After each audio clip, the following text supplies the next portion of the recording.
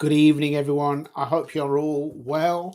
And tonight I'm covering the benefits of proportional representation. I did get a question about this the other day. It's a little bit late, but I thought I would delay it until the football ended.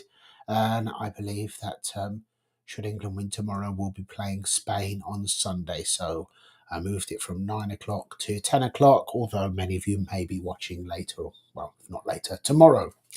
So just quickly to cover the benefits of proportional representation, and there are huge benefits, but there could be some disadvantages as well.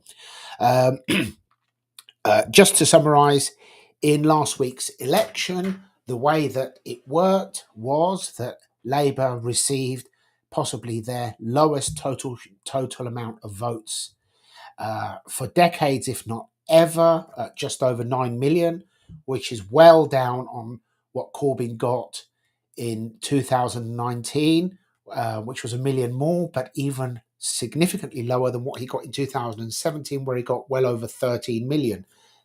And yet, with just 33% of the vote, or just over, the Labour Party have 66% of the seats in the House. And in fact, the polling suggests that of the people who are eligible or were eligible to vote, only 20% would have voted Labour or wanted Labour. 80% didn't want them. So 80% of all registered voters and over 66% of those who voted do not want Labour. And even more concerning, in a poll as to why anybody would vote Labour, the majority were voting to keep Tories out, and only 5% said that they were voting for Labour for their policies. With good reason, because they really, really are a charade and they will fall apart very quickly. They have an illusion of a win. Most of their seats are on very small majorities. They are fragmented. In fact, problems have started already today. I don't know the full details because I literally have been busy all day. I've just heard some snippets, so I'll look into it more later and tomorrow, and we can discuss it in the future. So, if we had proportional representation, what difference would it make? There are several different versions of proportional representation depending what the vote is and how the share of the vote is broken up. For example, if you have an election for councillors and there's going to be several councillors selected, so there's going to be 5 or 6 selected and there's 10 or 15 standing, or if there's or something along those lines, then when you vote, rather than just put an X for the candidate who you would like to vote for, you actually put a number. So you have 5 choices, 1 to 5, and you just put a number, your first choice, number 1, second choice, number 2, all the way to your 5th choice. And there's generally how it works. There's a formula that the total number of candidates, the share of the votes is divided by the total number of candidates plus 1. So if you had 4 candidates and there were 500 votes, for example, those votes get divided by the 4 candidates plus 1, which is 5 plus 1. So divided by 5 will be 100 plus 1, 101. That then would be the point. If any of them passed that point, they would have been elected.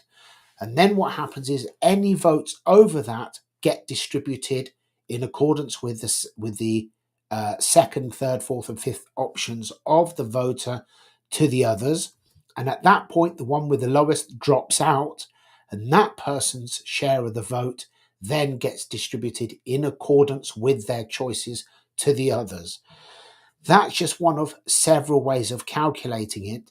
But the end result would be generally that each party would receive votes a percentage of the seats in accordance with their percentage of the votes. So the Labour Party would not have got 66% of the seats in the House. They would have got 33%. And then if we take Reform, who got 14% of the votes, but less than 1% of the share of the seats, they would have received 14% of the seats in the House, give or take, which would have given them around 92 seats. So this creates a more democratic government or houses of parliament, and that way people's votes, they all count, because as it is now, you have the votes that are actually that go towards the candidate that is elected. You then have the surplus votes, which are the votes that the candidates get above what they needed to beat the others. And then you get the votes that go to everybody else, which are wasted votes. So by virtue of the voting system, the vast majority of people are having no say in the structure of the Houses of Parliament, which brings its own problems. Having said that, there are different ways of PR being calculated depending on the situation, and it can also bring in its own very unique form of tactical voting, because in this election it is estimated that a large number of Labour and Lib Dem voters did vote tactically, and in some areas Labour voters voted for the Lib Dem candidate to ensure that the Lib Dem candidate won. Otherwise, there was a risk that the Conservative could have won. And conversely, in areas where there was a stronger Labour candidate and a competing Conservative, then the Lib Dem voters voted for the Labour candidate rather than their own, in order to secure the win for the Labour candidate, again to keep the Conservative out. History tells us that this sort of tactical voting only works for the one election. By the next time, things change. So this won't be the case whenever this government goes to the people again. And there is argument already that they won't last anywhere near their 5 years, not even 4, possibly not even 3, if not less, because they are facing a perfect political storm. And that is that they have many seats with very, very small majorities. They have inherited problems which they have amplified immediately. For example, considering that the Rwanda plan may very well have been a political gimmick, it did have some effect. It did cause panic amongst illegal migrants.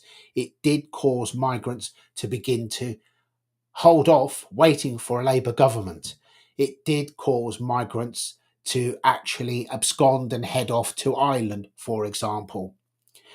But yes, I believe it was a gimmick, and I believe that Rishi should have put his efforts to something else. But as he's got it through, and it was passed by the Lords, and it was there, then it shows a lack of statesmanship from Keir Starmer, that the first thing he did was to scrap it, because that plan was in place and his government had everything to gain from it, but nothing to lose, because we know that planes probably wouldn't take off, but Keir Starmer could have just, has always said it wouldn't work anyway. Most of us have. So he could simply pass the buck. But he should have kept that in place until they made other arrangements. That is not what they have done. The first thing he did was to scrap it. They have also scrapped the law that was brought in about illegal migrants. If they are caught here and they are either sent to a third country, or any other measures taken with them, that they would never be able to apply for asylum in this country again. And already, I think I posted it yesterday, top legal advisors have said that's 52,000 asylum cases that wouldn't have been the case last week, but now under Keir Starmer's government, with these two changes, they will be able to apply for asylum. I think it's pretty clear that he intends to just grant an amnesty to all of them. He will pander to the EU and agree to a quota, and the boats might stop or reduce significantly, but they'll just be replaced with an even larger number coming in legally. And these 1.5 million homes, as I've said before, if any of you think that they are for people like you and I or our children, then I suggest you think again. Now, one of the problems with PR is that if it is implemented incorrectly, it can result in weak governments, strained coalitions, months of negotiations, things not being done, which can do more harm than good. So that needs to be considered. However, it is possible to actually have straightforward procedures in place so that a government can be formed, and still there would be representation for the people, much more fairly. But no system is infallible, and where you have more than one or two variables, then from what I have gathered, conducting some research, there's no mathematician that can find a foolproof way, because if we implemented proportional representation, people would not vote at the next election in the same way that they voted at the last election. So the outcomes could be completely different. Let me just go to the comments here. So, Miss Prima Proper, everyone should sign the petition on the Electoral Reform Society's website to get first past the post change to PR. Yes, and I will share that, or share it in the comments either on YouTube and Facebook. And with regards to comments, I have I have had a look at some comments receiving, because there should be a live chat replay on the YouTube videos and it's not coming up, and I don't understand, because it streams to Facebook and to YouTube and to X, Twitter, and the comments should be there. I don't delete any, so if your chat or comments don't appear, it's not because I've deleted them. So the chat's one thing, and then comments underneath afterwards is something else. But I will keep that in mind, and yes, I will post a link to this. I will find it and I'll post it in the morning. And we'll watch live stream in the morning. Cannot keep awake. My apologies. No apologies needed. It is late. I will try and do more in the fit some live streams in the daytime if possible, depending on my workload. Thank you so much for joining me anyway, and good evening, Mustafa. I hope you are well. Will the other parties support this? Myself, I don't think so. I don't know. There is a large element even of the Labour Party who support this.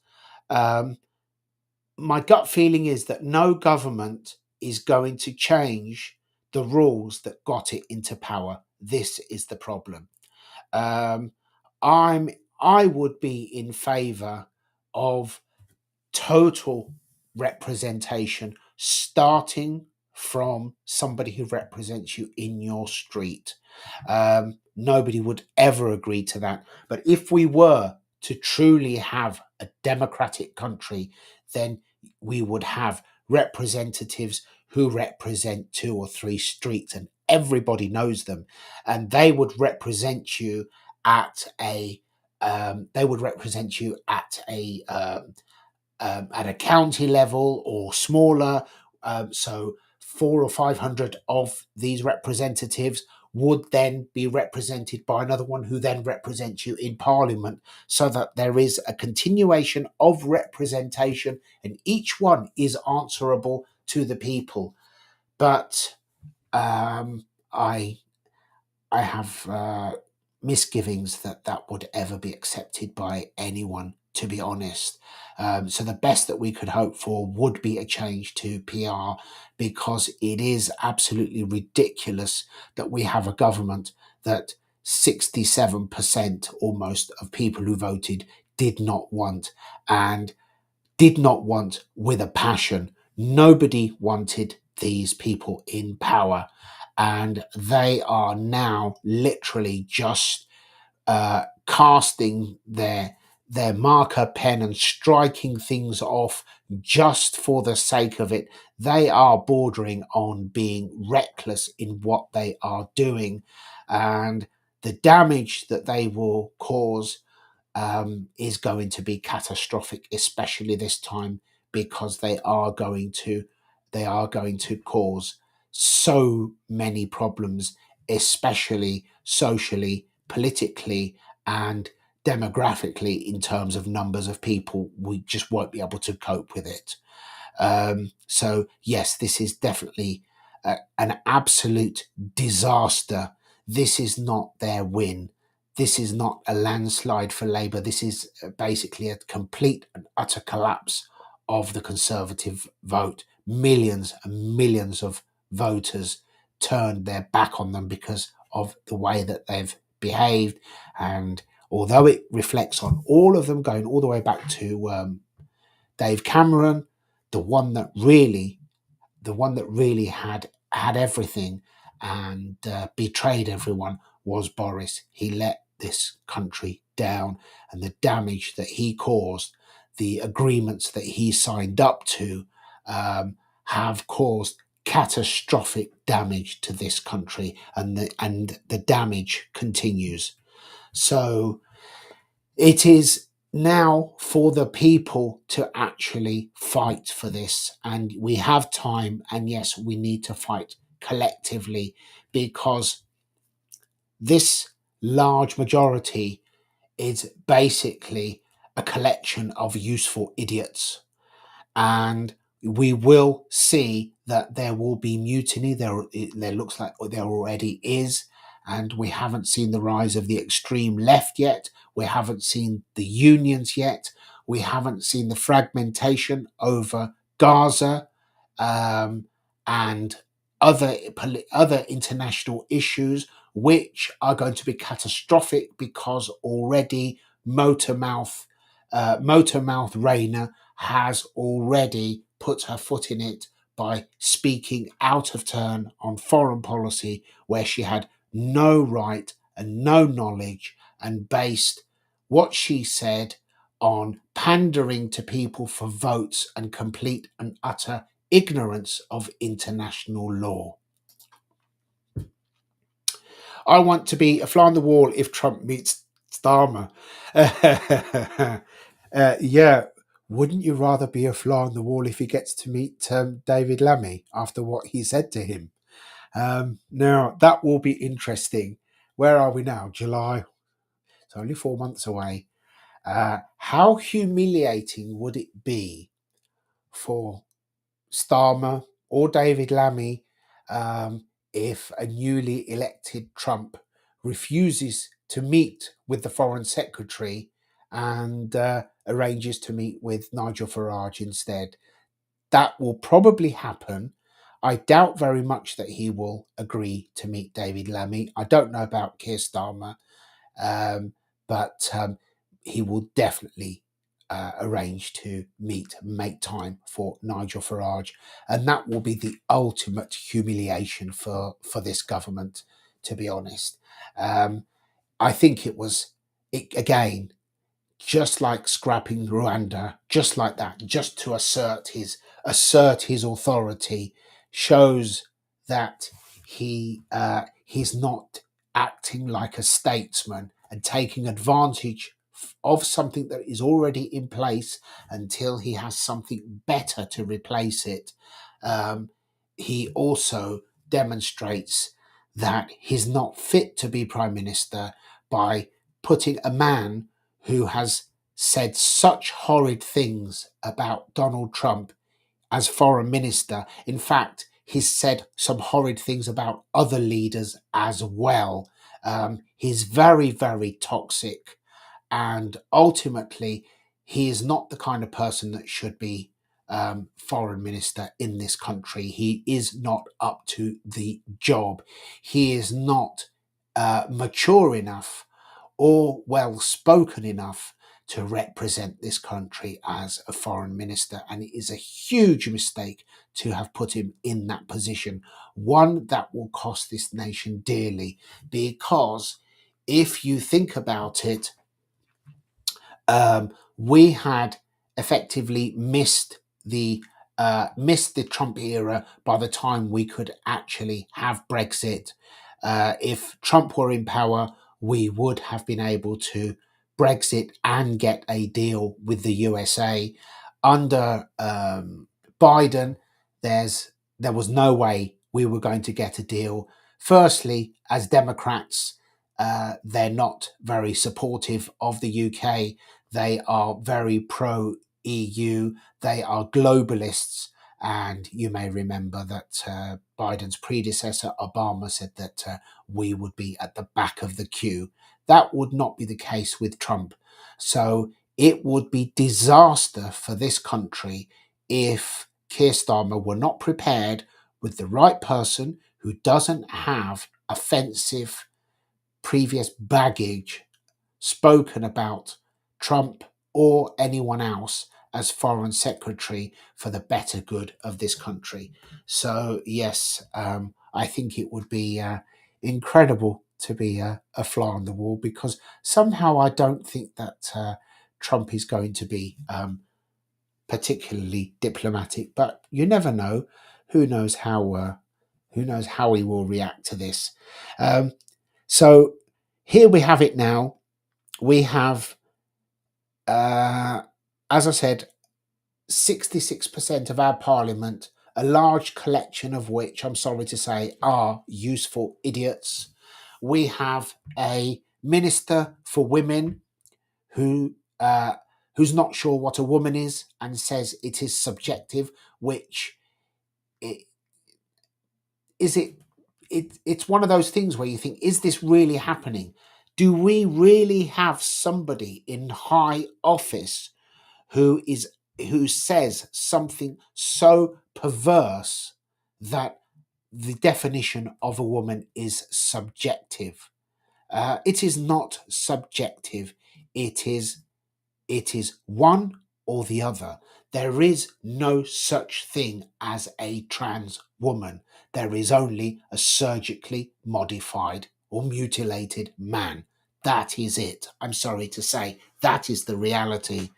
And the day that this nonsense will be forced on us legally, as it is being forced on many people now, will be a very, very sad day for the moral compass of our country, for the entire globe.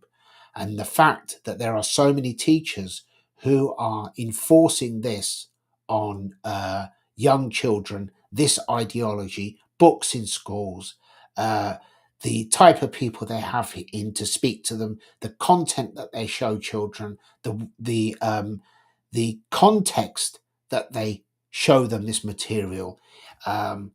It's these should be offences where they should be struck off, and any parent who allows their child to be subjected to this material in a school and they do not withdraw their child from that school raises questions. Raises questions. What parent would allow these morally disturbed people to impose their distorted views on innocent children? Leave our children alone. And now that the Houses of Parliament are full, over 400 seats of this rabble with no moral compass, founded on policies of envy and resentment, founded on contempt for our society, for our culture, and our flag, does anybody really expect any better? And The only answer they have for anyone who disagrees with their twisted narrative is to call them names. Anything from far right to racist to misogynist to transphobe, whatever it may be, because they cannot argue with logic, because these are not logical minds. These are seriously disturbed mindsets. And they're the ones who, by virtue of our antiquated and unfair electoral system, have the control of Parliament and they are in government, causing untold damage to our country, both internally and internationally. Every time they open their mouths, they are causing damage. They are not fit to be in government and they won't last very, very long. They will not last very long. They are, to say the least, causing immense damage, but they're undermining all the work that people have done to build up their lives, to raise their children in the right manner, and all they are ignoring, completely ignoring all of the issues that affect everyday people, because all the promises that they made, they will not be able to deliver. They will not be able to deliver. There is absolutely no way that they will be able to deliver 40,000 NHS appointments per week. That's 2 million a year. Absolutely no way. And all these houses that are going to be built on greenbelt land, yet more of our farmland going to rack and ruin, will not even be enough for the flow coming into this country that they will create because of their effective lack of respect for our sovereignty, our borders, and the people who live here. This is a fundamental crisis, and it would have been mitigated had if we had a fairer electoral system, because if the other parties had more seats, if Reform did have their 90 odd seats, they would definitely have been a force to be reckoned with. They've got 5, and I assure you that they will be enough to raise alarm bells, because they will not be silenced and they will not keep quiet. Imagine if there were 94. The government would watch it every step. And that's the reason that we need to have opposition to hold the government accountable. Um, I'm sure, or pretty certain, that not many of you believe that Rishi Sunak is capable of holding the government accountable. How can he, after what he has done to this country? So I don't think that he will do a very good job as leader of the opposition. And albeit that he's on his way out, um, it will be a while yet before he is replaced. On that note, I understand that the leader of the 1922 committee has been replaced, and the new leader is a supporter of Brexit and uh, one or two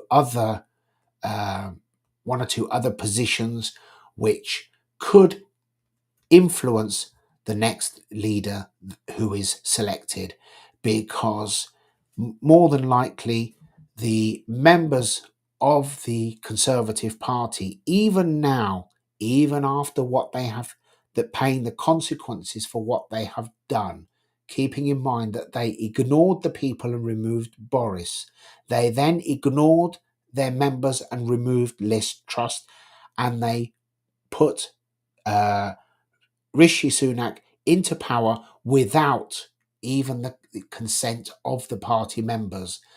If they have their way and they put another pseudo conservative who's basically just Labour globalist in disguise, then that will be the last nail in their coffin.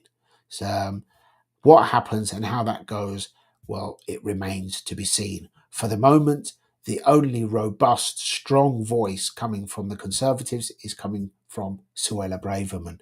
Um, and is she going to brave it out, or is she going to move to reform, where she will literally, um, where her opinions and her voice will be respected and supported rather than sneered at by a bunch of pseudo conservatives should who should be ashamed and would be ashamed if they had the decency to actually feel shame, but they don't.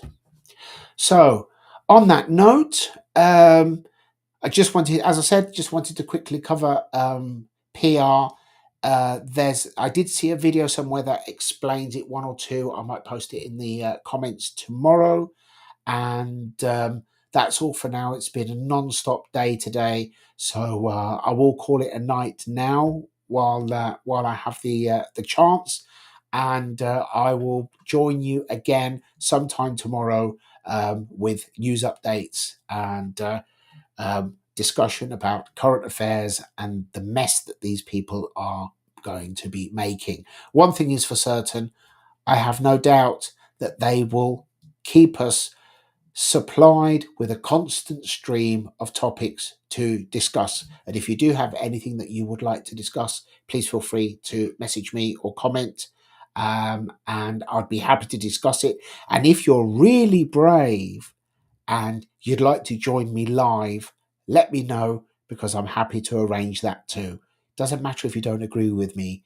I'm not asking you to join me to agree with me. On the contrary, join me and disagree with me. Not a problem. What I want is, I'd like debate. I'd like democracy. I'd like people to be able to exchange views without resorting to insults. I'm hoping that that's still possible somehow, somewhere, because from what I've seen, and all through the election, the behaviour of candidates, the behaviour of the media, the behaviour of anybody involved with any political debate. It's not even debate, it is just literally a who can sink lowest, and that doesn't benefit anyone. But when there is respect for articulate debate, it is the public, the voters, they benefit.